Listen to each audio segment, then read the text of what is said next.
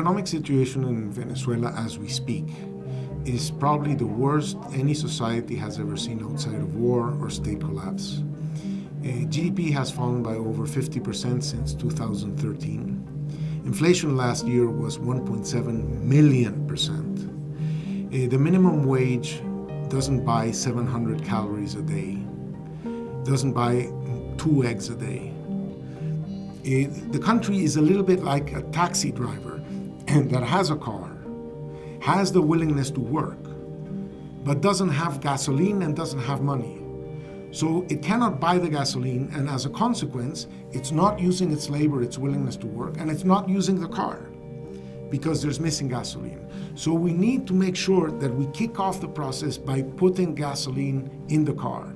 And once the gasoline is in the car, well, then the gentleman can drive, he can use his labor, he can use his car, earn a living, and pay for the gasoline. But we need to kickstart that process, and that will require a significant injection of foreign exchange, which will have to come from official sources in a program, in a large program led by the International Monetary Fund, something that they call extraordinary access.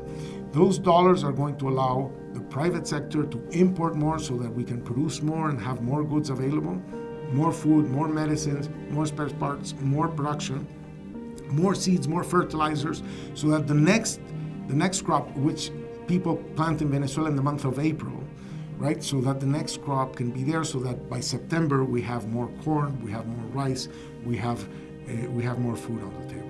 I see enormous concern and willingness to help everywhere.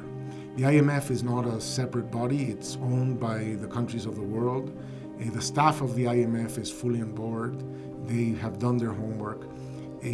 But the US, Canada, Brazil, Argentina, Chile, Colombia, Peru, Ecuador, the UK, today the EU are meeting and deciding what their common position is. My expectation is that they will support President Guaido, and that's going to facilitate a transition that I hope will be easy and smooth so that we can start rebuilding the country.